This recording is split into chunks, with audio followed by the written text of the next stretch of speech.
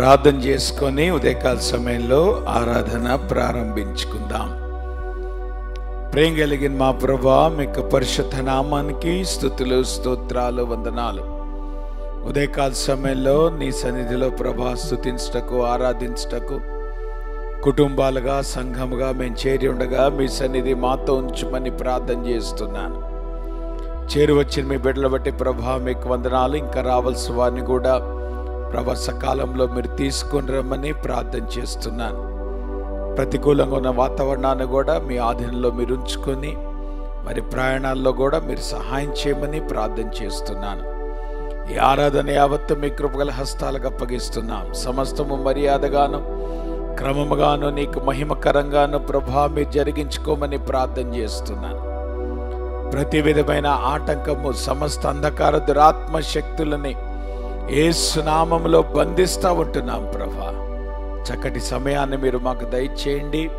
నేను ఆరాధించటకును నీ వాక్యము చేత బలపరచబట్టుకును దేవా మీరు మా కృప చూపించమని మీ కృపగల హస్తాలకు మమ్మల్ని అప్పగించుకుంటూ యేసు నామంలో ప్రార్థిస్తున్నాం తండ్రి, ఆమేన్. మనందరూ లేచి నిలబడి దేవుని వాక్యాన్ని చదువుదాం. లూకా సువార్త 12వ అధ్యాయం 13వ వచనం నుండి 21వ వచనం వరకు భాగాన్ని చదువుకుందాం.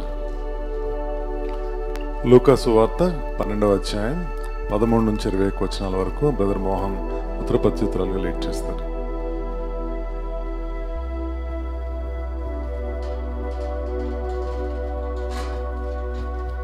Book of Luke, Gospel according to Book of Luke, chapter 12, verse 13 to 21. We'll read responsibly. తెలుగులో చదువుకుందాం. ఆ జనసమూహంలో ఒకడు, బోధకుడా, పిత్రార్జితమును నాకు పాలు పంచిపెట్టవలనని నా సహోదరులతో చెప్పమని ఆయనను అడుగగా,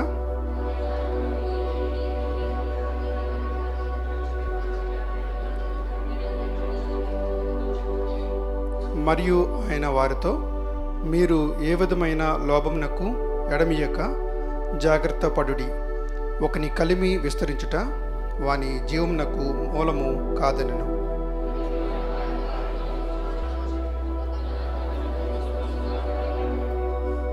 అప్పుడతడు, నా పంట సమకూర్చుకొనుటకు నాకు స్థలము చాలదు కనుక నేనేమీ చేతునని తనలో తాను ఆలోచించుకొని, నేనెలాగూ చేతును,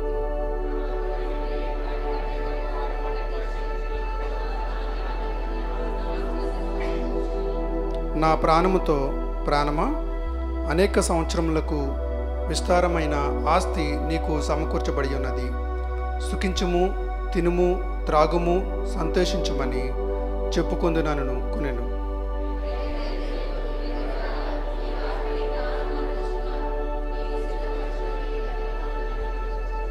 Let us read last verse together. దేవుని ఎడల ధనవంతుడగుట కాక తన కొరకు తను సమకూర్చుకున్నవాడు అలాగునే ఉండునని చెప్పాను. May God bless this portion. ప్రేమ కలిగిన మా ప్రభువా, మీకు పరిశుద్ధ నామానికి స్తుతులు, స్తోత్రాలు, వందనాలు. ఇంతవరకు ప్రభా నిన్ను స్తుతించటకు, ఆరాధించకు మీరు మాకు ఇచ్చిన తరుణాన్ని బట్టి మీకు వందనాలు. ఈ సమయంలో నీ వాక్యాన్ని మేము ధ్యానించినట్టుగా నీ వాక్యం ద్వారా మీరు మాతో మాట్లాడండి. ప్రతి విధమైన ఆటంకం, అంధకార దురాత్మశక్తుల్ని యేసు నామంలో బంధిస్తూ ఉంటున్నాం ప్రభా. మీరు కృప చూపించండి. యేసు నామంలో ప్రార్థిస్తున్నాం తండ్రి, ఆమేన్. దయచేసి కూర్చోండమ్మా. ఈ ఉదయకాల సమయంలో మనం చదువుకున్నటువంటి దేవుని వాక్యాన్ని మనం ధ్యానం చేయటానికి ప్రయత్నం చేద్దాం. ధనవంతుడైనటువంటి వెర్రివాడు, అది మనం పెట్టిన పేరు కాదు, లేదంటే అది ఇన్ఫరెన్స్ కాదు, అది డైరెక్ట్గా దేవుడు ఆయన మాట్లాడినటువంటి మాట. దేవుడు ఒక వ్యక్తిని చూసి వెర్రివాడు అన్నాడంటే సమస్య లేకుండా ఉంటుందంటారా? అవునంటారా కాదంటారా? దేవుడు ఒక వ్యక్తిని చూసి వెర్రివాడా అన్నానంటే దాని అర్థం ఏంటి? There is a problem. So ఆ ప్రాబ్లం ఏంటి, ఎందుకు ఆ ప్రాబ్లం వచ్చింది, ఆ ప్రాబ్లంని ఎట్లా అధిగమించాలి అనేటువంటి విషయాలు ఉదయకాల సమయంలో మనం ధ్యానం చేయటానికి ప్రయత్నం చేద్దాం. అయితే ఒకటి మట్టికి మనం అర్థం చేసుకోవాలి, ధనవంతులైనటువంటి వారు వెర్రివారని ఏమీ లేదు, పేదరికంలో ఉన్నటువంటి వాళ్ళు తెలివిగల వాళ్ళని కూడా ఏమీ లేదు. ఈ ఉపమానం దాని కొరకు కాదు. సో ధనము కలిగి ఉండుట వెర్రితనం కాదు, లేదంటే పేదరికంలో ఉండటం అనేటువంటిది అది జ్ఞానయుక్తమైనది ఏం కాదు. సో ధనమును బట్టో లేదంటే పేదరికాన్ని బట్టో ఇక్కడ పరిగణించబట్టలేదు తెలివితేటలు అనేటువంటిది కానీ, జ్ఞానం అనేటువంటిది కానీ, లేదంటే వెర్రితనం అనేటువంటిది కానీ ఏ రకంగా మనం తీసుకునేటువంటి నిర్ణయాలు అటువంటి ఫూలిష్ లైఫ్కి దారి తీస్తుందో ఆ విషయాలు ఉదయకాల సమయంలో మనం ఆలోచించడానికి ప్రయత్నం చేద్దాం. సో ఈ ఉపమానము ప్రభు చెప్తున్నప్పుడు దీని వెనక మనము ఆలోచించాల్సిన ఏంటంటే, ఒకవేళ మనము ఈ ధనవంతుని స్థానంలో ఉన్నామా అనేటువంటి విషయాన్ని ఉదయకాల సమయంలో మనం ఆలోచించవలసినటువంటి అవసరం ఉంది. యేసు ప్రభువారు ఏ సందర్భంలో ఈ ఉపమానాన్ని చెప్పాడనేటువంటి విషయాన్ని గనక మనం గమనించినట్లయితే 9వ అధ్యాయంలో ఆ కాంటెక్స్ట్ అనేటువంటిది మనం గమనిస్తూ ఉంటాం. మీరు గమనించండి, 9వ అధ్యాయం లూకాసు వార్తలో 51వ వచనం నుండి మనం గనక గమనిస్తే that is the context of the teaching.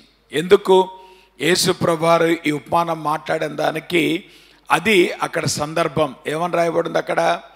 ఆయన పరమునకు చేర్చుకొనబడు దినములు పరిపూర్ణమగుచున్నప్పుడు ఆయన యెరూషలేమునకు వెళ్ళుటకు మనస్సు స్థిరపరచుకొని తనకంటే ముందుగా దూతలను పంపెను. వారు వెళ్ళి ఆయనకు బస సిద్ధము చేయవలనని సమరయల గ్రామంలో ప్రవేశించిరు గాని ఆయన యెరూషలేమునకు వెళ్ళ అభిముఖుడైనందున వారు ఆయనను చేర్చుకొనలేదు. జాత గమనించండి, యేసు ప్రభువారు ఇంకొద్ది దినాల్లో ఆయన మరణించబోతున్నాడు అనేటువంటి విషయాన్ని గమనించినప్పుడు ఆయన ఫోకస్ అంతా దేని మీద ఉంది? యెరూషలేముని చేరుకోవటం మీద ఆయన ఫోకస్ ఉంది. సో యెరూషలేము ఎందుకు వెళ్తున్నాడు ఆయన? మంచి జీవితం కొరక, లేదంటే డిఫరెంట్ సర్కమ్స్టాన్సెస్ తన జీవితంలో రావాలన్నా? కాదు. దేని కొరకు వెళ్తున్నాడు? దేవుని ప్రణాళికను తన జీవితంలో నెరవేర్చడానికి వెళ్తున్నాడు. యు నీడ్ టు అండర్స్టాండ్, యేసు ప్రభువారు పుట్టింది కానీ, యేసు ప్రభువారు ఆయన జీవించింది కానీ ఒకే ఒక్క దేవుని యొక్క ఉద్దేశం. ఏంటా ఉద్దేశం? ఆయన సిలువలో మరణించాలి. That is the purpose of God. యేసు ప్రభువారు పుట్టినప్పుడే దేవుని దూత పర్పస్ స్టేట్మెంట్ ఇచ్చింది. ఏమన్నాడు? ఆయన తన ప్రజలను వారి పాపము నుండి రక్షించును గనక ఆయనకు యేసు అని పేరు పెట్టుదు. కాబట్టి యేసు ప్రభువారు పుట్టుకలోనే ఆయన ఉద్దేశం తెలియచేయబడింది. సో ఇప్పుడు ఆ ఉద్దేశం యొక్క ఫుల్ఫిల్మెంట్ దగ్గరలోకి వచ్చేసింది. Now he's about to die. ఆయన ఇప్పుడు మరణించబోతూ ఉంటున్నాడు. నా మాట మీకు అర్థమవుతుందా? మనకి యేసు ప్రభువుకు ఉన్నటువంటి తేడా ఏంటంటే, మన సత్యం ముందు మన భయం వేస్తుంది. దేని గురించి? అసలు నేను బతికింది కరెక్టేనా? ఎప్పుడు వస్తుంది ఆలోచన? చెప్పండి, ఎప్పుడు వస్తుంది ఆలోచన? ఏ జీవితం అంతా ఎందుకు ఆలోచించో దాని గురించి? ఇప్పుడు మన జీవితంలో పుట్టిన దగ్గర నుండి మన కళ్ళ ముందు ఏం కనబడుతూ ఉంటుంది? మరణం కనబడుతూ ఉంటుంది కదా. మరి మరణం కనబడుతున్నప్పుడు మొదటి నుండి కనుక నువ్వు జాగ్రత్త పడితే బాగుండేదిగా. అందుకే ప్రభు వెర్రివాడన్నాడు. ఎందుకు వెర్రివాడన్నాడు? Now it's not time. అంటే నీ కళ్ళ ముందు మరణం అనేటువంటి వాస్తవం కనబడుతున్నప్పుడు నీ జీవితాన్ని నువ్వు ఎట్లా కాండక్ట్ చేసుకుంటావు? నీ జీవితాన్ని ఎట్లా నువ్వు నడిపించుకుంటావు? ఆ వాస్తవం నీ కళ్ళ ముందు కనబడుతున్నప్పుడు నీ జీవితాన్ని ఈ లోకం కొరకు నువ్వు వృధా చేస్తే అదే బుద్ధిహీనత. అంటే that is foolishness. Because you know the reality, you know the destiny. నీకు వాస్తవం తెలుసు, నీ గమ్యం కూడా నీకు తెలుసు. సో అటువంటి గమ్యము, అటువంటి వాస్తవము నీ కళ్ళ ముందు కనబడతా ఉన్నప్పుడు జీవితం అంతా ఎంత జాగ్రత్తగా బ్రతకాలి. అమ్మా మీరు గమనించారా, మొన్న పాస్టర్ షాన్ వచ్చినప్పుడు ఒక మాట అన్నాడు. ఏమన్నాడో మాకు అడుగుతున్న పాస్టర్ గారు, కాన్ఫరెన్స్ అయిపోయింది. మనకల్లా కాన్ఫరెన్స్ రావటం వెళ్ళిపోవటం అయిపోయింది. కానీ తర్వాత మన జీవితాల్లోకి అది ఆయన ఏమన్నాడు, it is not about the quantity of life, it is about the quality of life. So ఇప్పుడు ఆయనకి డాక్టర్ గారు ఏం చెప్పాడు, నీ భార్య ఇంకొక 2 సంవత్సరాల్లో చనిపోద్ది అన్నాడు. సో ఇప్పుడు ఆయన ఏ నిర్ణయం తీసుకున్నాడు? 2 సంవత్సరాల క్వాంటిటీ కాదు, అది 2 సంవత్సరాల క్వాలిటీ. ఈ 2 సంవత్సరాలు ద బెస్ట్ నేను ఎట్లాగా నా భార్యతో నేను స్పెండ్ చేయగలుగుతాను. సో క్వాలిటీ ఆఫ్ లైఫ్ అనేటువంటి ఆలోచన ఎందుకు వచ్చింది? బికాజ్ దేర్ ఈస్ డెత్, మరణం అనేటువంటిది కళ్ళ ముందు కనబడుతున్న వాస్తవం. అయితే దాని అర్థం ఆయన 2 సంవత్సరాలే జాగ్రత్తగా ఉన్నాడని కాదు. నేను ఆల్రెడీ మీకు చెప్పాను, 40 సంవత్సరాలు ఆయన మినిస్ట్రీ చేశాడు, చాలా అద్భుతమైన పరిచయం చేశాడు. నాకు చాలా సన్నిహితంగా తెలుసు. ఆ సంఘంలోండి అనేక మంది నాయకులు లేశారు ఈ 40 సంవత్సరాల కాలంలో. అనేక సార్లు ఆ చర్చ్లో నేను దేవుని వాక్యాన్ని ప్రకటించడం జరిగింది.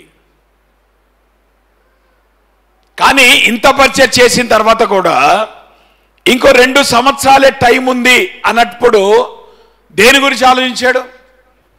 What is the quality of life that I'm going to spend.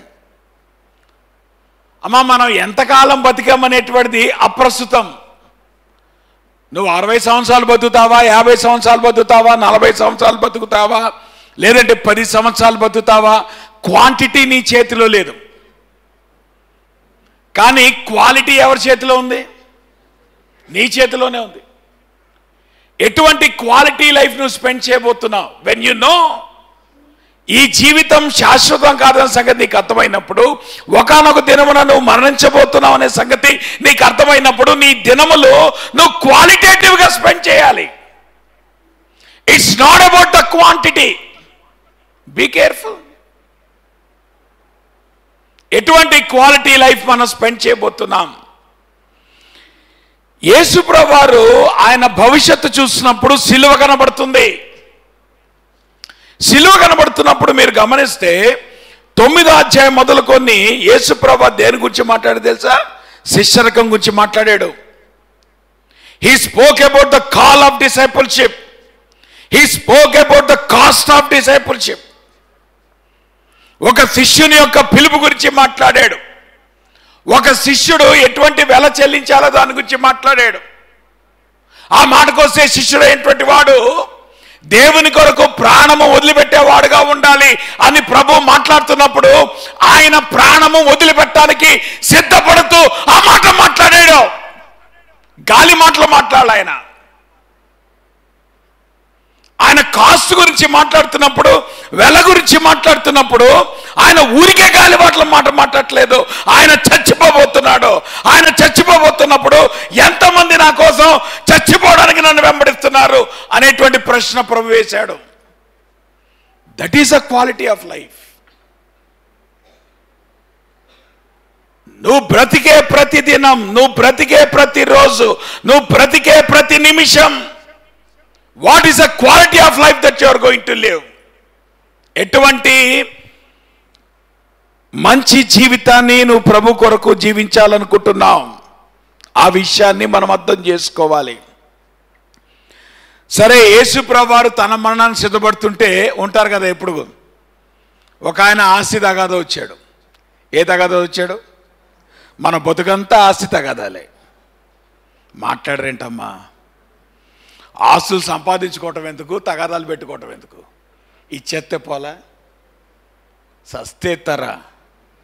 తగదైనా తగదిస్తారు కానీ ఆస్తులు మటుకి ఏమ్మా మీరు గమనించండి. మేజర్ తగాదాలు ఎక్కడొస్తాయి చెప్పండి?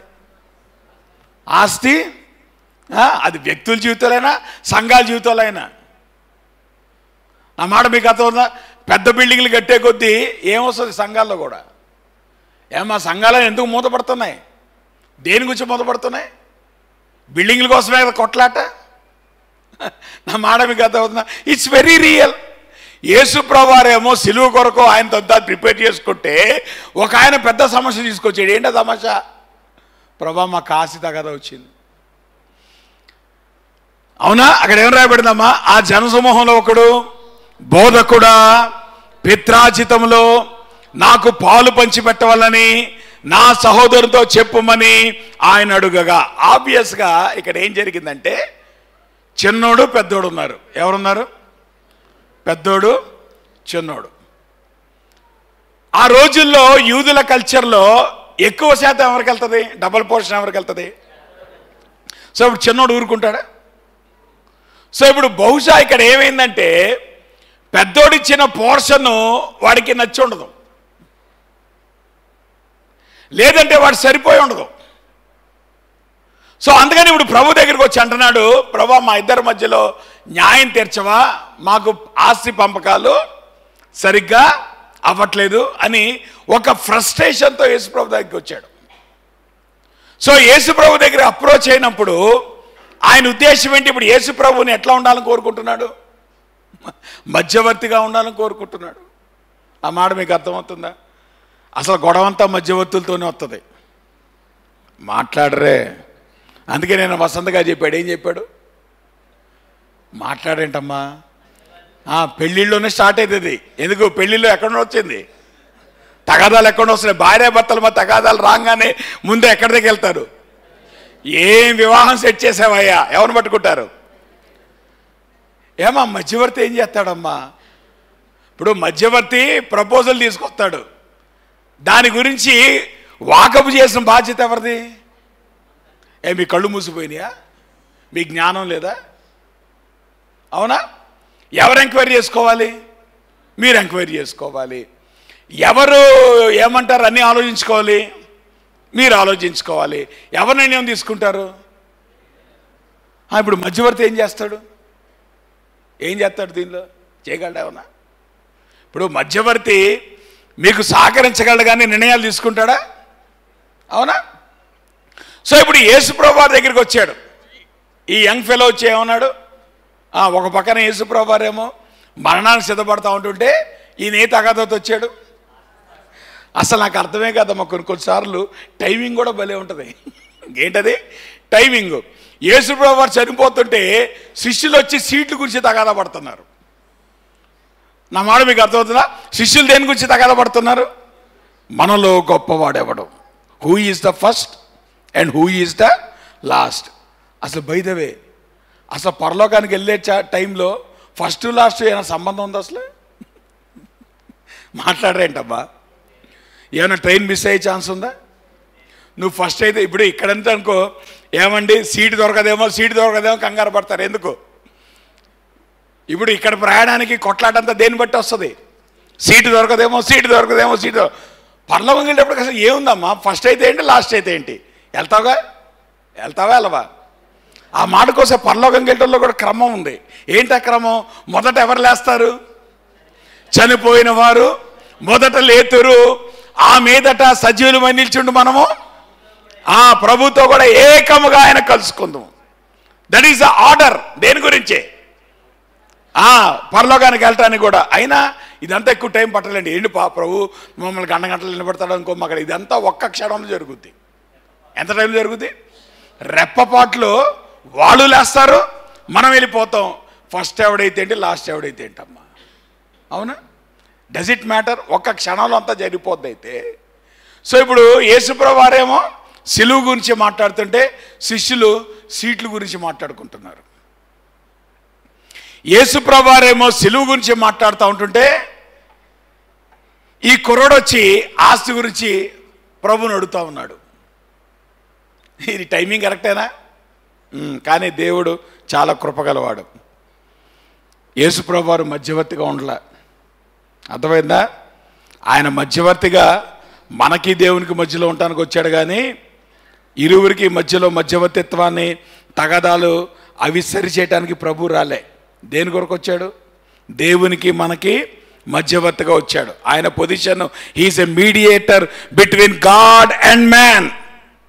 He's not the mediator between man and man. నీ ఆస్తి తగాదాలకు ఆయన వచ్చి నీకు మధ్యవర్తిగా ఉండటానికి కుదరదు. బట్ ఎనీహో, సో అది కాంటెక్స్ట్. సో ఒక పక్కన యేసు ప్రభువారేమో సిలువ కొరకు సిద్ధపడుతున్నాడు, ఆయన మరణించడం కొరకు సిద్ధపడుతున్నాడు. ఇంకో పక్కనేమో ఈ కుర్రాడు వచ్చి ఏమడుతున్నాడు, ఆస్తిలో ప్రాబ్లం వచ్చింది ప్రభువా, ఇదిగో ఈ ఆస్తి తగాదా తీరుస్తావా అని అడుగుతున్నటువంటి క్రమంలో యేసు ప్రభువారు ఈ ఉపమానం చెప్పడం మొదలుపెట్టాడు. ఉపమానం చెప్పడం మొదలుపెట్టినప్పుడు ఆయన మాట్లాడినటువంటి మొట్టమొదటి మాట ఏంటో గమనించారా? ఏమన్నాడు అక్కడ? మరియు ఆయన వారితో ఏమన్నాడు? మీరు ఏ విధమైన లోభమునకు చోటియక జాగ్రత్త పడుడి. అంటే ఇట్ ఈస్ ఎ వార్నింగ్. ప్రభువు ఒక హెచ్చరిక ఇస్తున్నాడు. నిజానికి ఈ ఉపమానం చెప్పేటువంటి క్రమంలో ప్రభువు ఏం చేస్తున్నాడంటే ఒక హెచ్చరిక ఇస్తున్నాడు, అలానే ఒక వాస్తవ పరిస్థితిని మాట్లాడుతున్నాడు. జాగ్రత్తగా గమనించండి. ఏం చేస్తున్నాడు? ఒక వార్నింగ్ ఇచ్చాడు, తర్వాత ఏం చేశాడు? ఒక ఇన్సైట్ కూడా ఇచ్చాడు. ఒక వార్నింగ్ ఇచ్చాడు, ఒక ఇన్సైట్ ఇచ్చాడు. వార్నింగ్ ఏంటి? జాగ్రత్త పడండి. దేనికి జాగ్రత్త పడండి? ధనము సంపాదించడం వల్ల మీరు సంపాదించుకునేటువంటి ఒక గొప్ప లక్షణం ఏంటంటే లోభము అనేటువంటి సమస్య. Be careful about the greed that you acquire. అంటే ఇక్కడ ప్రభువు ఎటువంటి వార్నింగ్ ఇస్తున్నాడంటే ధనము సంపాదించేటువంటి క్రమములో ఆశబోతులుగా ఉండమాకండి, లోభముతో మీరు ఉండమాకండి. రైట్. ఆశబోతు ధనం దేని బట్టి వస్తుంది? నా మాట మీకు అర్థమవుతుందా? అందరికీ కూడా డబ్బు సంపాదించాలనేటువంటి కోరిక కూడా, నేను కోరిక కంటే పెద్దది ఇదేంటి చెప్పండి అమ్మా? డబ్బు సంపాదించే కోరిక ఉంటుందా, యావ ఉంటుందా? మాట్లాడరేంటబ్బా? కోరిక యావ ఉంటుంది. ఇది కోరిక కంటే బలమైంది, అవునా? సో మనలో ఆశపోతుదనం రావడానికి కారణం ఏంటి? ఈ డబ్బు సంపాదించాలనేటువంటి యావ. ఇది కోరిక కంటే బలమైంది. రైట్. ఈ యావ దేని బట్టి వస్తుంది? ఏమండి మీరు అందరూ అంటారు, ఏం చేయాలి? బాగా చదువుకోవాలి. బాగా చదువుకుంటే ఏమొస్తుంది? మంచి ఉద్యోగం వస్తుంది. మంచి ఉద్యోగం వస్తే ఏమొస్తుంది? మంచి ప్యాకేజ్ వస్తుంది. అంతేనా? సో ఆబ్వియస్గా మీరు అందరూ కష్టపడేది దేని కొరకు? మనం అందరూ కష్టపడేది దేని కొరకు? ప్యాకేజీల కొరకేగా. సో ఇప్పుడు మనకున్న యావ ఏంటి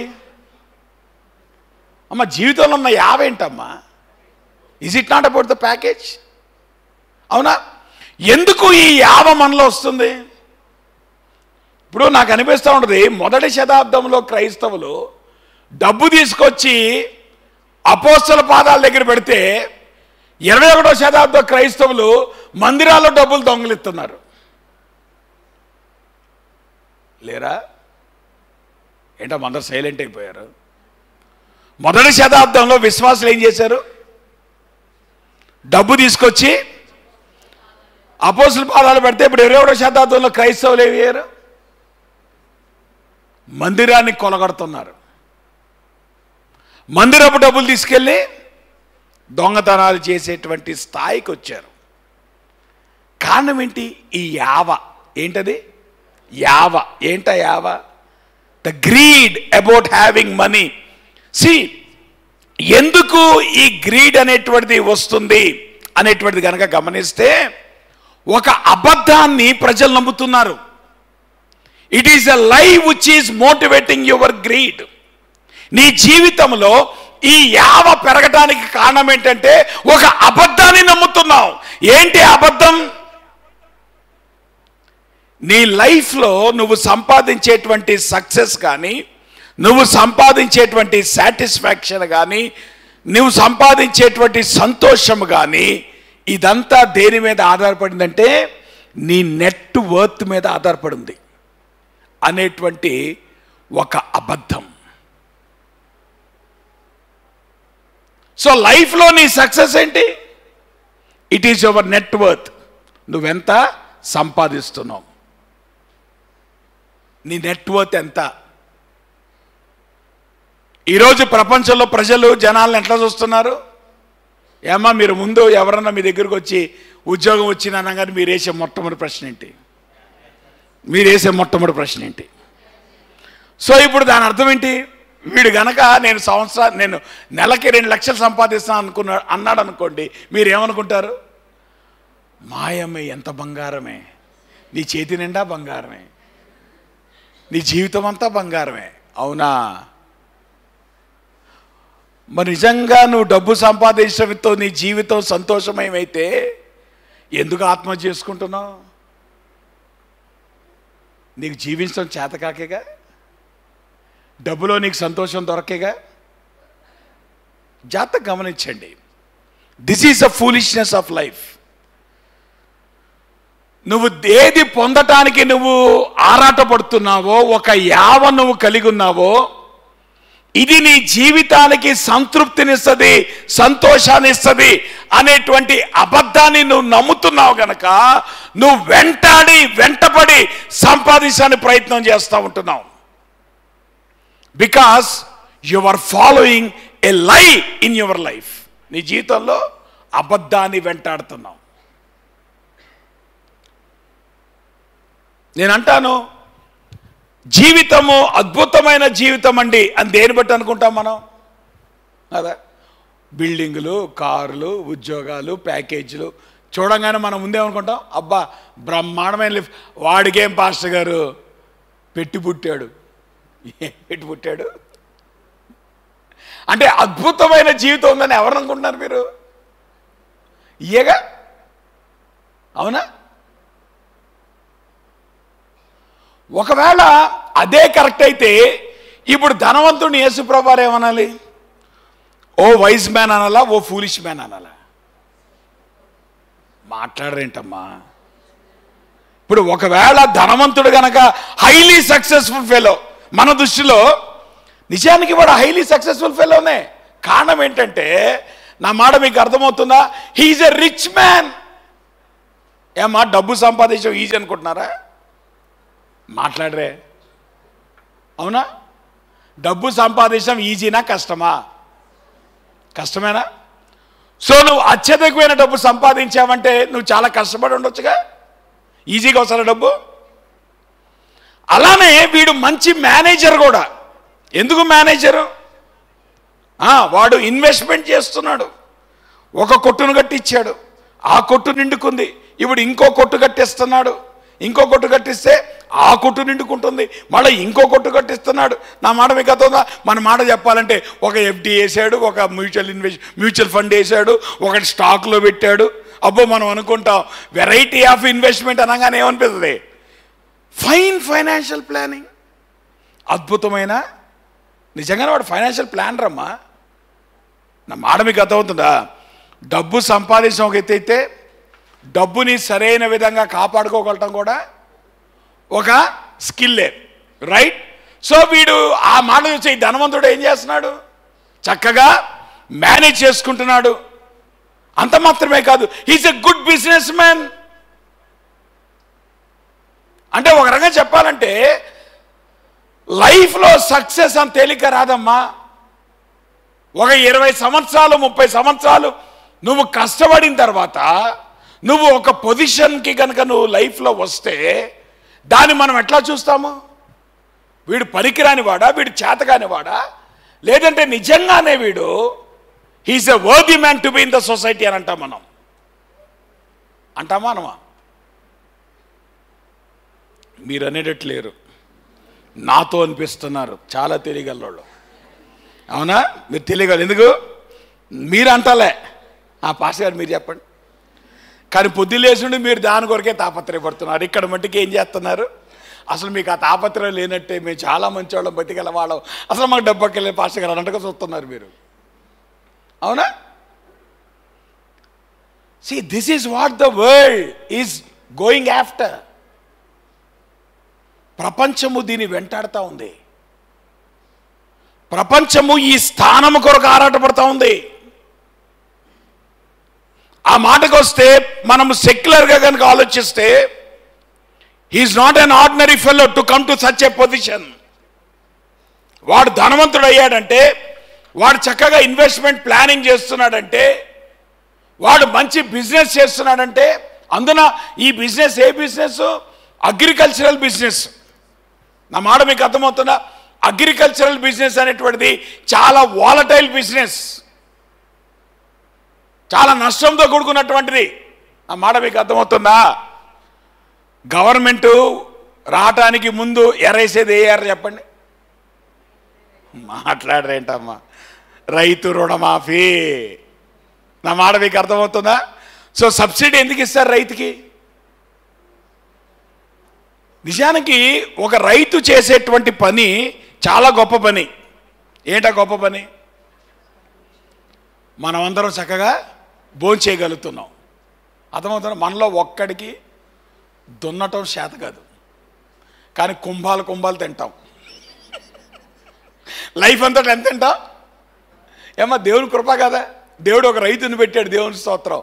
మనం వెళ్ళి దున్నమనలా. ఒకవేళ దేవుడు గనక రే పొద్దున్నే లే, ఏంటి కాలేజీకి వెళ్ళేది, పా నాగలు తీసుకొని వెళ్దు కానీ అని అంటే ఏమైంది చెప్పండి?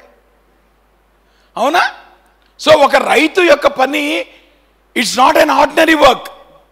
సో రైతు కష్టపడి, రైతు చెమటోడ్చి ఏం చేస్తాడు? మనమందరం భోంచేయటానికి కారణమవుతాడు. కానీ రైతు యొక్క పని అనేటువంటిది చాలా వాలటైల్ వర్క్. కారణం ఏంటి? ఒక్క వర్షం వచ్చింది అనుకోండి, ఎఫెక్ట్ అంతా ఎవరి మీదకి వెళ్తుంది? అవునమ్మా, నిజమే. మన ఇళ్ళు మునుగుతాయి. ఇళ్ళు మునిగితే ఏం చేస్తాం? తర్వాత మళ్ళీ కడుక్కుంటాం, అయిపోద్ది. కానీ రైతు పొలం ఏమైంది చెప్పండి? సంవత్సరం అంతా కష్టపడి పండించిన పొలం ఒక్క రాత్రి వర్షం వచ్చిందంటే మొత్తం కష్టం పోయిద్దా లేదా? అర్థమవుతుందా లేదా? సో ఒక రకంగా చెప్పాలంటే ఒక రైతు యొక్క పని చాలా వాలటైల్ వర్క్, చాలా సెన్సిటివ్ వర్క్, చాలా ఎసెన్షియల్ వర్క్. అర్థమవునా? చాలా ఉత్కృష్టమైన పని, అట్లానే చాలా సెన్సిటివ్ వర్క్. అంత ఈజీగా ఒక రైతు ఒక మంచి పొజిషన్కి రావటం అనేటువంటిది ఇట్ ఈస్ నాట్ పాసిబుల్. కాబట్టి లోకం యొక్క దృష్టిలో కనుక మనం గమనిస్తేనమ్మా, ఒక రైతుగా అతను మంచి స్థాయికి వచ్చి అతను తన యొక్క అసెట్స్ని మల్టిప్లై చేసుకొని ఆ అసెట్స్ని మళ్ళా రీఇన్వెస్ట్ చేసుకొని వాటిని పెంపొందించడానికి చూస్తున్నాడంటే he is not an ordinary fellow. నాకు కొన్నిసార్లు అనిపిస్తుంది, ఎందుకో వాక్యంలో మీరు ఏ బైబిల్ పట్టినా కానీ పైన ఏం కనపడుతుంది? The parable of rich fool. The parable of rich fool, ధనవంతుడు అయినటువంటి వెర్రివాడు.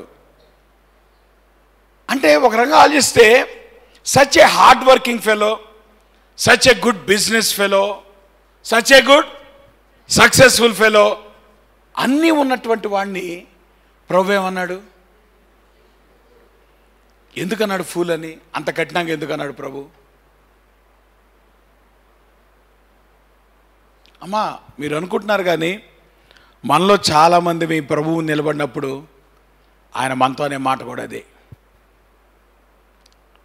మనం ఎవరైనప్పటికీ నిజంగా నీ జీవితాన్ని కనుక నువ్వు కరెక్ట్ ప్లానింగ్ చేస్తే ప్రభువు నిలబడినప్పుడు ప్రభు నేను మెచ్చుకుంటాడు. ఒకవేళ ఈ ఉదయకాల సమయంలో నీ జీవితాన్ని గనక అనవసరమైన వాటి కొరకు నువ్వు దుర్వినియోగం చేస్తున్నట్లయితే నువ్వు ఈ లోకంలో ఎంత సక్సెస్ సంపాదించినా ప్రభువు నిలబడినప్పుడు ఆయన అనేటువంటి మాట ఒకే ఒకటి, వెర్రివాడా, you have wasted your entire life.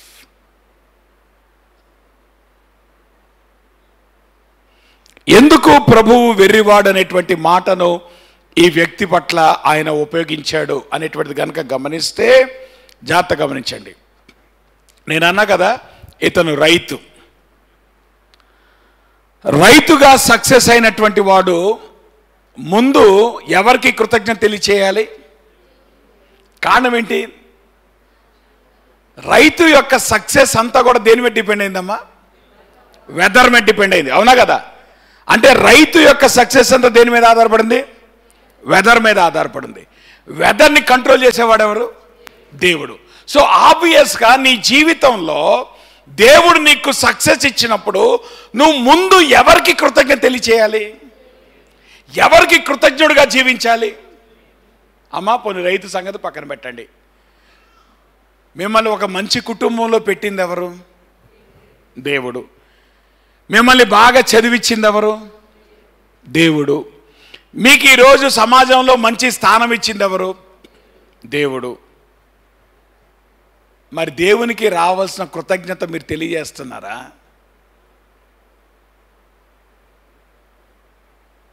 స్టోరీలు చెప్తావే, పాస్టర్ గారిని ఎంత కష్టపడ్డామని తెలుసా? మా పడ్డావులే కష్టం. ఏం కష్టపడ్డావు? ఎంత కష్టపడి సంపాదించానండి. ఎప్పుడైతే నువ్వు కష్టపడి అన్నావో నువ్వు దేవుని పక్కన పడేసావు. ఉదయకాశంలో గుర్తుంచుకో, whatever you are, it is only but the grace of God. దేవునికి తప్పితే ఈ విషయంలో కృతజ్ఞత ఎవ్వడికి తెలియచేయడానికి వీల్లేదు, నీతో సహా. నేను చాలా డిఫరెంట్ అండి, కాబట్టి నేను ఇట్లా ఉన్నానండి, ఈ సోది చెప్పమాక. You are not the reason for your success. నువ్వు కష్టపడితే వచ్చింది కాదు, నువ్వు చెమటోడితే వచ్చింది కాదు. ఆ మాటకు వస్తే నువ్వు కష్టపడటానికి సహాయం చేసిన వాడు దేవుడు. నిన్ను ఈ స్థితిలో నిలబెట్టిన వాడు దేవుడు. నీ జీవితంలో ప్రథమ కృతజ్ఞత, ప్రథమ ఏమంటారు, గ్రాటిట్యూడ్. అలానే ప్రథమంగా నువ్వు ఏమంటారు, నీ జీవితం అంతా నువ్వు రుణపడేది దేవునికి. అమ్మా, ఆఫ్టర్ ఆల్ నీకు ఎవడన్నా నీకు ఏమంటారు కష్టంలో ఉన్నప్పుడు 1 లక్ష రూపాయలు ఇస్తే నువ్వు అనే మాట ఏంటి? అయ్యా జీవితం అంతా నీకు రుణపడి ఉంటాను. మరి అసలు నీ జీవితానికి ప్రధానమైన కారకుడు ఎవరమ్మా? మరి దేవునికి నువ్వు ఎంత రుణపడి ఉన్నావు? నువ్వు రుణపడినట్టుగా బతుకుతున్నావా దేవునికి? నిజంగానే దేవునికి రుణపడిన జీవితం నీలో కనబడుతుందా? నీ యాటిట్యూడ్ ఎట్లా ఉంది? నీ పర్స్పెక్టివ్ ఎట్లా ఉంది? Are you truly thankful to God for what you are?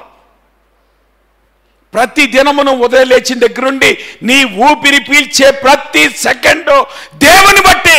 ఈరోజు నువ్వు ఏమై ఉన్నావో అది దేవుని బట్టి.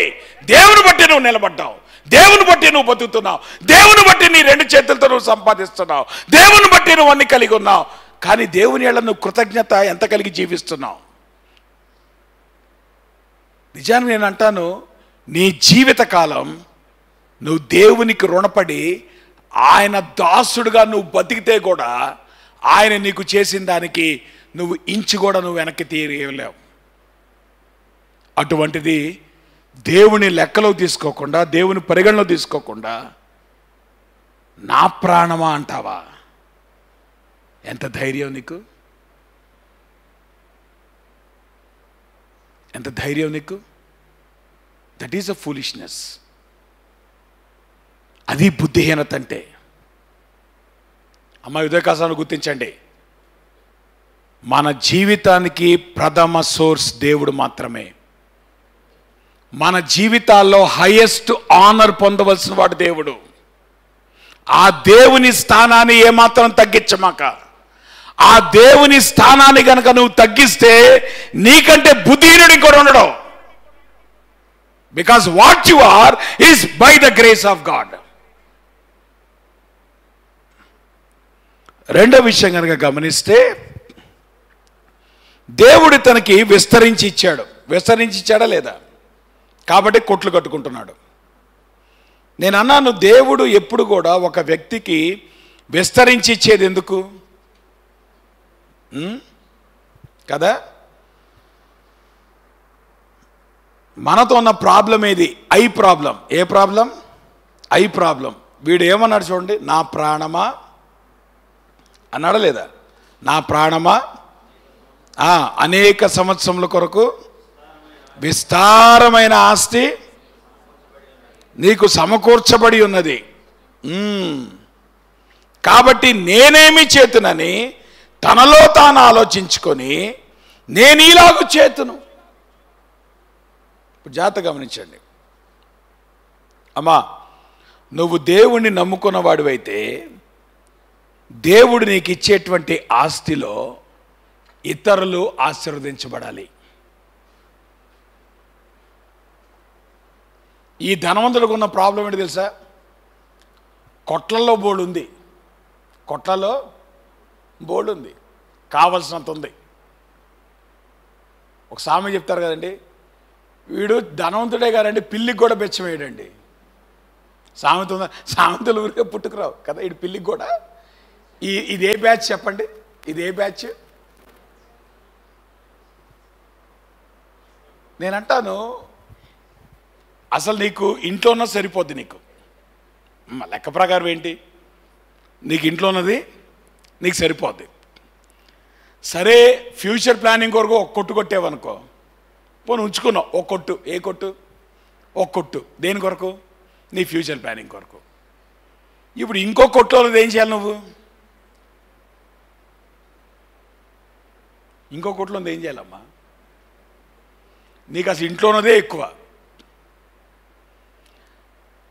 ఇంట్లో పాటుతో ఒక కొట్టు ఉంచుకున్నావు అనుకో, సరే పోనీ భవిష్యత్తు కొరకు ఏదనుకున్నావు. ఇంకా ఆ పైన వచ్చేటువంటి కొట్లు ఏం చేయాలి? ఏం చేయాలమ్మా? ఏం చేయాలి? దేవుడు లోకంలో ఇద్దరిని పుట్టించాడు. ఎవరిని పుట్టించాడు? ధనవంతులు ఉన్నారు, పేదవారు ఉన్నారు. ధనవంతుడుగా పుట్టడానికి వాడికేమీ లేదు, భేదవాడుగా పుట్టడానికి వానికేం లేదు. ఎందుకు దేవుడు అందరినీ ధనవంతులు చేయలే? ఎందుకు అందరినీ దేవుడు భేదవాన్ని చేయలే? సో దేవుడు ఏం చేశాడు? ధనవంతులను చేశాడు, భేదవాన్ని చేశాడు. ఇప్పుడు ఎట్లా బ్యాలెన్స్ అవుట్ చేయాలి? మనం ఏమనుకున్నాం తెలుసా? ఆడు భేదవాడు ఏంటంటే ఆడి కర్మ. పాస్టర్ గారు, ఆడి కర్మ, ఆడి గత జన్మలో ఏందో చేసుకున్నాడు. అసలు క్రైస్తవుడా? నువ్వు కర్మ అనే మాట్లాడతావురా? నీకు అసలు ఇంకో జన్మ ఉందా? ఏమ్మా, దేవుని వాక్యం ఏం చెప్తుందమ్మా? నీకుంది ఎన్ని బతుకులు, ఎన్ని జన్మలు? మనం అంటాం జన్మ జన్మలకి. ఏడు జన్మ జన్మలకి? అసలు నాయన, నీకున్నది ఒక్క జన్మే నాయన, నీకున్నది ఒక్క బతుకే. సో కర్మ సిద్ధాంతం ఎక్కడ వస్తుంది? ధనవంతుడు అనుకుంటాడు అది వాడి కర్మ అండి. మనం ఏం చేస్తాం పాస్టర్ గారు? ఆడు కర్మ, ఆడు చేసుకుంది. నేనంటాను నీది తీసి నువ్వు ఇవ్వక్కర్లా, కనీసం నీ ఎక్సెస్ ఇచ్చి నువ్వు ఇంకోటికి ఇవ్వద్దు. నీ ఎక్సెస్ ఇచ్చి ఇంకోటికి ఇవ్వద్దమ్మా. సో ధనవంతుడి యొక్క ఫూలిష్నెస్ ఏంటంటే, దేవుడు నీకు సమృద్ధి ఇచ్చేది ఎప్పుడు కూడా నువ్వు బెంజి కారులో ఆడి కారులో తిరగడానికి కాదు, లేదా నువ్వు 5 స్టార్ లైఫ్ లీడ్ చేయటానికి కాదు. You have to be a blessing for the people who are in the need. దేవునికి సమృద్ధిగా ఇచ్చాడా? స్తోత్రం ప్రభా, నీకు వందనాలు. అయితే సమృద్ధి దేని కొరకు? నీ కొట్లు నువ్వు పెంచుకోవటానికి కాదు, నీ అకౌంట్లు నువ్వు పెంచుకోవటానికి కాదు, ఇతరులకు నువ్వు ఆశీర్వాదకరంగా ఉండటానికి. నేనంటాను కొట్లు ఖాళీ చేయండి. ఏం చేస్తారు? మాతో ఎవడు ఏకీపించడు. మీకేం పాస్టర్ గారు బాగానే చెప్తారనుకుంటారు. దేవుని మహిమతో ఒక మాట చెప్పనా? నెలాఖరికల్లా నా బ్యాంక్ అకౌంట్ అంతా ఖాళీ అయిపోద్ది. ఏ రోజు నెక్స్ట్ మంత్ కొరకు ఏంటని కూడా ఆలోచించాను నేను. By the end of the month the bank account will be empty. అసలు బ్యాంక్ అకౌంట్లో మనీ ఉన్నాయంటే ముందు నాకు అది ఇచ్చేదాకా నాకు ముందు, అందుకే ప్రాజెక్టులు ఎత్తుక్కుంటూ ఉంటాను నేను. ప్రాజెక్టులు ఏం చేస్తూ ఉంటామమ్మా? Let us search, let us be blessing to others. దేవుడు చక్కగా 3 పూట్ల మన ఫుడ్ పెడుతున్నాడు. ఇంకెంత కావాలి మన బతుక్కి? ఏమో ఎంత కావాలమ్మా నాకు? సో ఇప్పుడు దేవుడిచ్చే సమృద్ధి అంతా దేని కొరకు? ఈ ధనవంతుడు he miss the point, he miss the reality. ఏం చేశాడు? తన సమృద్ధిని తన కొరకు దాచుకున్నాడు. మూడో దగ్గర గమనిస్తే ఇవన్నీ కూడా లైఫ్ చాయిసెస్ అమ్మా. ఇవి నిర్ణయాలు, తీసుకున్న నిర్ణయాలు. మూడోది ఏమన్నాడు? అన్నిటికంటే చాలా ప్రాముఖ్యమైనటువంటి విషయాన్ని మర్చిపోయాడు. జాగ్రత్తగా గమనించండి. వీడేమంటాడు? నా ప్రాణముతో ప్రాణమా, అంత చదవండి, ఏముంది అక్కడ? అనేక. ఎవడు చెప్పాడు నువ్వు అనేక సంవత్సరాలు బతుకుతావని? మాట్లాడరేంటమ్మా? నువ్వు పుట్టినప్పుడు దేవుడు నీకేమైనా వాగ్దానం చేశాడా? నీకేం పర్లేదురా భయ్, నువ్వు అనేక సంవత్సరాలు బతుకుతావు, నీకు దొక్కలాగా ఉంటావు అన్నాడా? అనలే. ఏమన్నాడు? Did God promise long life to you? అమ్మ క్రైస్తవులారా గమనించండి, మరణం వచ్చినప్పుడు ఇప్పుడే ఎందుకు మరణం వచ్చింది అని అడగటం నేను స్ట్రాంగ్ వర్డ్ పడగానే అనవసరం ఉంటుంది. కారణం ఏంటంటే దేవుడు ఎక్కడ కూడా నీకు ఇంత లైఫ్ ఇస్తానని చెప్పాల. ఒకవేళ దేవుడు కనుక నువ్వు పుట్టినప్పుడు అరే అబ్బాయి నీ అకౌంట్లో 90 సంవత్సరాలు ఉంది అన్నాడు అనుకో, అప్పుడు ఏం చేయాలి? దేవుడు 10 సంవత్సరాలకే తీసుకున్నాడు అనుకో, అప్పుడు నువ్వేమనాలి? ఎంత అన్యాయం ప్రభా, నువ్వు 90 సంవత్సరాలు అంటే ఒక అర్థం ఉంది. దేవుడు నీకేం ప్రామిస్ ఇవ్వాల, నువ్వు ఎంతకాలం పోతావో దేవుడికి చెప్పాల. సో ఇప్పుడు నీ అకౌంట్లో ఎంత ఉంది? నీ అకౌంట్లో ఎంత ఉంది నీకు తెలీదు. సో ఈ టైంలో నువ్వు చనిపోవడం న్యాయం అని లేదు, అన్యాయం అని లేదు. నా మాట మీకు అవుతుందా? ఒక వ్యక్తి చనిపోగానే ఉందనేటువంటి మాట అంటే దేవుడు అంత అన్యాయం చేశాడండి. అరే ఆయన అన్యాయం ఇప్పుడు చేశాడా? నీకేం చెప్పాడా ఏంటి ఆయన? నువ్వు పుట్టంగానే నీకు ఇంత లైఫ్ అని చెప్పాడా? చెప్పలా.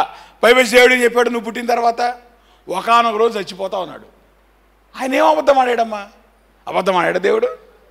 పోనీ అన్యాయం చేశాడా? ఈ లోకంలో పుట్టిన ప్రతి ఒక్కడికి ఏముంది? పుట్టుక ఉంది. ఇప్పుడు ఎప్పుడు అన్యాయం చేసినట్టు? దేవుడు అందరిని బతికించి నిన్ను చంపాడు అనుకో, అప్పుడు నువ్వేమనాలి? ప్రభా నువ్వు అన్యాయం చేయ. అట్లా లేదే, లోకంలో పుట్టిన ప్రతి ఒక్కడు చచ్చిపోవాల్సింది. మరి దీనిలో న్యాయాలు ఏంటమ్మా? నాకు అర్థం కాదు. సో ఇప్పుడు ఈ ఫూలిష్నెస్ దేని బట్టి వచ్చింది వీడికి? అనేక సంవత్సరములకు. నా ప్రశ్న ఏంటంటే నువ్వు అనేక సంవత్సరాలు బొత్తావని ఎవడు చెప్పాడు నీకు? నా మాట మీకు అర్థం. దేవుడు మాట్లాడిన మాట అందుకేనమ్మా. ఇప్పుడు మీరు జాగ్రత్తగా గమనించండి. వీడేమనుకున్నాడంటే వాడు ప్రాణంతో చెప్పుకున్న మాట ఏంటంటే అనేక సంవత్సరాలు అనగానే ప్రభు అన్నాడు, వెర్రివాడ ఈ రాత్రి చచ్చిపోతున్నాడు. అది ఫూలిష్నెస్ అంటే. నా మాట మీకు అర్థమవుతున్నా? అంటే you assume that you are going to live for many years. Oh foolish fellow, you are going to die today. అది ప్రభు చెప్పింది. అంటే ఇప్పుడు ఎవరితో ప్రాబ్లం ఉంది? నువ్వు అనుకున్నావు అనేక సంవత్సరాలు పోతావని కదా. అందుకనే చాలా ఆశగా అమ్మ ఆశీర్వదిస్తారు. పిల్ల పాపలతో సకల ఐశ్వర్యాలతో దీర్ఘాయువుతో వద్దిలుదువుగాక అంటే వచ్చేస్తా లాంగ్ లైఫ్. ఏమా వచ్చేస్తా లాంగ్ లైఫ్? ఎవరు చెప్పారు నీకు ఇన్ని సంవత్సరాలు నువ్వు బతుకుతావని? నా మాట మీకు అర్థం. The crux of the parable ఏంటంటే ప్రభు అంటున్నాడు, you are short sighted about your life. నీ జీవితం యొక్క పరిణామం ఎంతో నీకు అర్థం కాల, పరిమాణం ఎంతో అర్థం కాల నీకు. అందుకే మోషే అన్నాడు, ప్రభా నాకు జ్ఞాన హృదయము కలుగజేయము, నా దినములు లెక్కించుట నాకు నేర్పించుము. అంటే అర్థం ఏంటి? అమ్మ లైఫ్ని సంవత్సరాల్లో కొలవమాకండి. మనకున్న అలవాటు ఏంటి చెప్పండి? ఎన్ని ఇయర్స్ అని అంటారు. ఏమంటారు? పాస్టర్ గారు మీ ఏజ్ ఎంత అంటే ఎన్ని ఇయర్స్. మోషే ఏమన్నాడు? హౌ మెనీ డేస్ అని అడగండి. అమ్మ లైఫ్ని ఎట్లా కొలవాలి చెప్పండి? ఎట్లా కొలవాలి? సంవత్సరాల్లోనో దినాల్లోనా? రెడీగా ఉంటాం హ్యాపీ బర్త్డే చేసుకోవడానికి. ఎందుకు హ్యాపీ బర్త్డే? సంవత్సరం యాడ్ అయిపోతుంది, సంవత్సరం. కానీ దేవుని వాక్యం ఏం చెప్తుంది మీకు? ఇప్పుడు అర్థమైందా? ధనవంతుడు ఒక బుద్ధి ఏంటంటే అర్థమైందా మీకు? వాడు ఏం విషయం చేసుకున్నాడు? అనేక సంవత్సరాలు బతుకుతాను అనుకున్నాడు. ప్రభు అన్నాడు, అనేక సంవత్సరాలు కాదురా అబ్బాయి, ఈ రాత్రితో నీ చాప్టర్ క్లోజ్.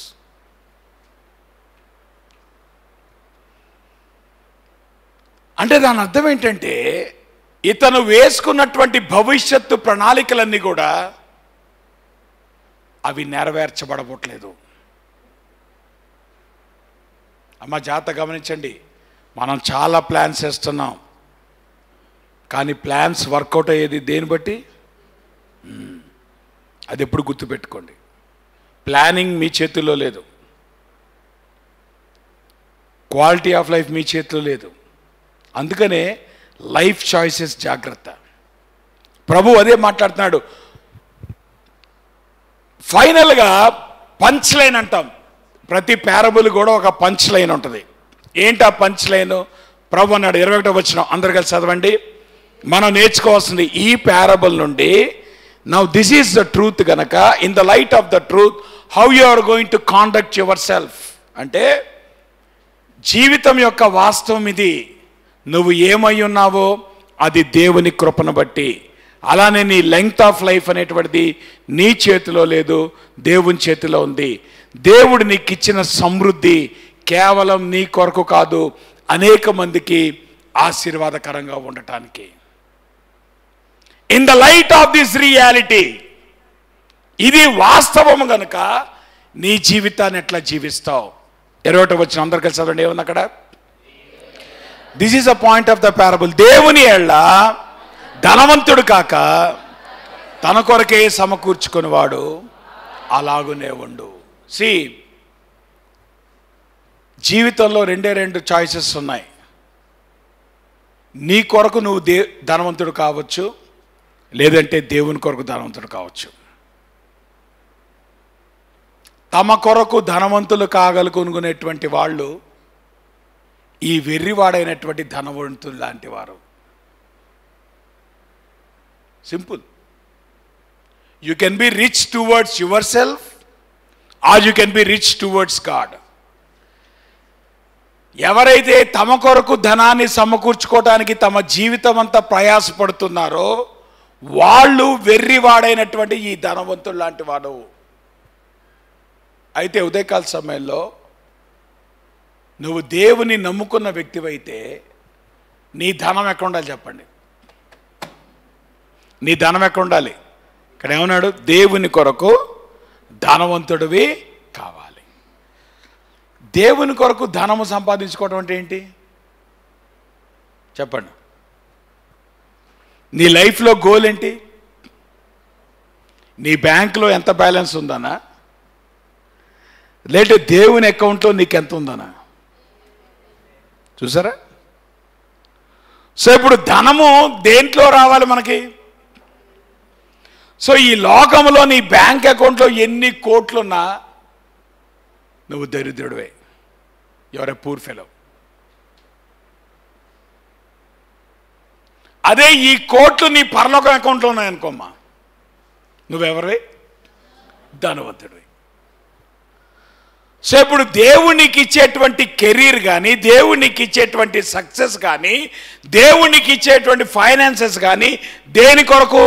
నువ్వు ధనవంతుడు అవటం కొరక, దేవుని కొరకు నువ్వు ధనవంతుడు అవటం కొరక కదా. యేసుప్రభువారు ఆయన సేవ ప్రారంభించినప్పుడు ఇదే ప్రసంగం చేశాడు. కొండ మీద ప్రసంగంలో ప్రభు ఏం మాట్లాడాడు? అయ్యా, మీరు భూలోకంలో డబ్బులు సంపాదించుకోవటానికి ఆశపడమాకండి. ఎక్కడ కూర్చుకోవాలి? ఎందుకు? భూలోకంలో ధనం సమకూర్చుకుంటే ఏమవుతుంది? గ్యారంటీగా దొంగలు పడతారు. మళ్ళీ దొంగలు మా ఇంట్లో పడ్డా, ఎందుకు పడ్డారని అడగమాకండి. మీరు వాళ్ళని అట్రాక్ట్ చేశారంతే. మాట్లాడండి అమ్మా, దొంగలు దేనికి అట్రాక్ట్ అవుతారు? అవునా? సో ఇప్పుడు ఆబ్వియస్గా భూలోకంలో ధనం పెడితే ఏమవుతుంది? నువ్వు ఆహ్వానిస్తున్నావు, నువ్వు డోర్ చేస్తున్నావు. దొంగోడా మా ఇంట్లోకి రా, దొంగోడా మా ఇంట్లో రా, మాకెంత బంగారం ఉందో తెలుసా, మాకెంత డబ్బు ఉందో తెలుసా, లాకర్లా రా మా ఇంటికే. అవునా? లేదంటే నోట్లు బాగా పెరిగే కొద్దీ ఏం పెరుగుతాయి? చెదలు పెరుగుతాయి. అవునా?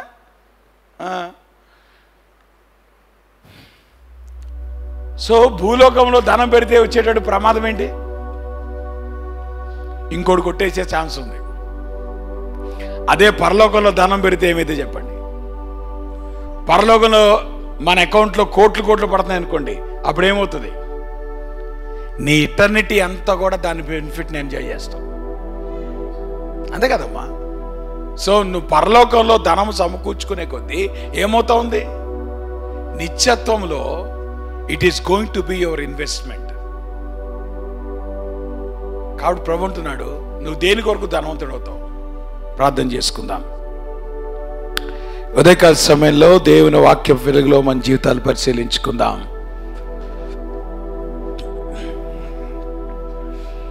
లోకము అబద్ధం వెంట పోతుంది. నీ జీవితం యొక్క సక్సెస్ ని నీ నెట్వర్క్లో కొలుస్తా ఉంది. కాబట్టి అనేక సార్లు మనం కూడా ఆ ర్యాట్ రేస్లో చిక్కుకొని అసలు దాన్ని మనం పక్కన పెట్టేసి ఈ లోకం కొరకు మనం తాపత్రయపడుతున్నాం. ప్రమాదం సుమా. ఈ ధనవంతుడు ఏమి సామాన్యుడేం కాదు. చాలా హార్డ్ వర్కింగ్ బిజినెస్ ఫెలో, చాలా సక్సెస్ఫుల్ బిజినెస్ ఫెలో, చాలా అద్భుతమైన ఇన్వెస్ట్మెంట్ ప్లానింగ్ చేశాడు. కానీ at the end of the day ప్రభు వెర్రివాడ అన్నాడు.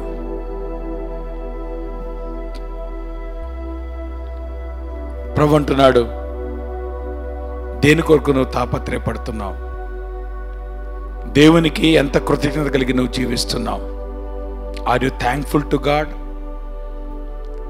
నీ కష్టాన్ని బట్టి నీ జీవితం లేదమ్మా, లేదంటే ఎదుటి వాడి కర్మను బట్టి వాడి జీవితం లేదు. ఈ లోకంలో ఎవడైనా దేవుని కృపను బట్టే బతుకుతున్నారు. మనందరి జీవితంలో వెనకుండి మనల్ని నడిపిస్తున్నవాడు దేవుడు. అది మర్చిపోతే ఎట్లా? దేవుడు ఒకవేళ నీకు సమృద్ధి ఇస్తే సమృద్ధితో ఏం చేస్తున్నావు? నీ కొరకు కొట్లు సంపాదించుకోవటానికి కాదు, ఇంకా కోట్లు కట్టించుకోవటానికి కాదు. కోట్లు ఖాళీ చేయి. దేవుని చిత్తానుసారంగా కోట్లు ఖాళీ చేయి. అంత మాత్రమే కాదు, ఎందుకు అస్యూమ్ చేస్తున్నావు? అనేక సంవత్సరాలు అని జీవితాన్ని ఎందుకు నువ్వు రాంగ్గా అస్యూమ్ చేస్తున్నావు? No no no no. ఈ రాత్రే ఒకవేళ నీ ప్రాణం దేవుడు తీసేస్తే ఏం చేస్తావు? అందుకే ప్రభు అన్నాడు, వెర్రివాడ, నీ ప్రాణము నీ ఆయుష్ నీ చేతిలో లేదు. ఎందుకు మర్చిపోతున్నావు? ఎందుకు అనేక సంవత్సరాలు కానీ ఫూలిష్గా థింక్ చేస్తున్నావు? క్వాంటిటీ దేవుని చేతిలో ఉంది గనక క్వాలిటీ పెంచుకో.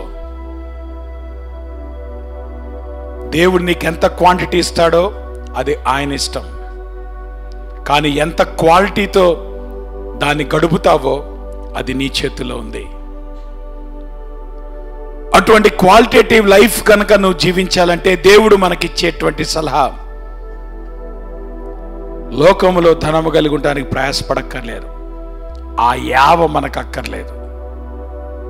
కానీ దేవుని కొరకు ధనవంతులుగా ఉండటానికి ప్రయాసపడదాం. దేవునికి మనం సమర్పించుకుందామా? మన పర్స్పెక్టివ్స్ మారాలి, మన లైఫ్ చాయిసెస్ మారాలి. అప్పుడు కానీ దేవుని యొక్క కృపను మన జీవితాలు ఎక్స్పీరియన్స్ చేయలేం. దేవుని హస్తాన్ని మన జీవితాలు ఎక్స్పీరియన్స్ చేయలేం. అందరూ లేచి నిలబడి ముగింపు ప్రార్థన చేసుకొని ఆశీర్వాదంతో సెలవు తీసుకుందాం. ప్రేమ కలిగిన మా ప్రభువా, మీకు పరిశుద్ధ నామానికి స్తుతులు, స్తోత్రాలు, వందనాలు. ఈ ఉదయకాల సమయంలో దేవాన్ని పాదసంధికి వస్తూ ఉంటున్నాం. నీ వాక్యం ద్వారా ప్రభా మీరు మాతో మాట్లాడుతుండగా మా జీవితాల్లో మా చాయిసెస్, మా ప్రయారిటీస్ ప్రభా దేని కొరకు మేము యావ కలిగి ఉన్నామో ఆ విషయాలు మరొకసారి మేము పరిశీలించుకోవడానికి, కేవలం ఈ లోకంలో ధనం సంపాదించడమే మా గోల్ కాదు ప్రభా. నీ ఎళ్ళ మేము ధనవంతులుగా ఉండాలి. పరలోకం యొక్క పర్స్పెక్టివ్, ఇటర్నల్ పర్స్పెక్టివ్లో నీ కొరకు మేము ధనవంతులుగా ఉండినట్లుగా ప్రభా మీరు మాకు ఇచ్చే ప్రతిదీ కూడా, అది మా జీవితం కావచ్చు, మా సమయం కావచ్చు, మా ధనము కావచ్చు, వైజ్గా ఇన్వెస్ట్ చేయటానికి దేవా మీరు కృప చూపించమని, ఆ రీతిగా ప్రతి కుటుంబాన్ని మీరు దీవించమని మరొకసారి ప్రభా మీకు వందనాలు తెలియచేస్తూ ప్రతి కుటుంబాన్ని మీ నమ్మకమైన హస్తాలకు అప్పగించుకుంటూ యేసు నామములో ప్రార్థిస్తున్నాం తండ్రి. పరలోకమందున మా తండ్రి, మీ నామం పరిశుద్ధపరచబడునుగాక, మీ రాజ్యం వచ్చునుగాక, మీ చిత్తం పరలోకం నెరవేర్చుడు భూమి నెరవేరునుగాక. మా దిన ఆహారం నేడు మాకు దయచేయండి, మా మనస్సులు మేము ప్రకారం క్షమించండి, మమ్మ శోధలో దాకా దుష్టుడు తప్పించండి. రాజ్యము శక్తి మహిమ నిరంతరం మీరైనారు తండ్రి. మన తండ్రి అయిన దేవుని యొక్క ప్రేమయు, కుమారుడు యేసుక్రీస్తు వారి కృపయు, పరిశుద్ధాత్మక అన్యోన్య సహవాసం ఇప్పుడు మనకు సదాకాలము తోడయుండి ఆయన రాకడ పర్యంతము భద్రపరిచి నడిపించునుగాక.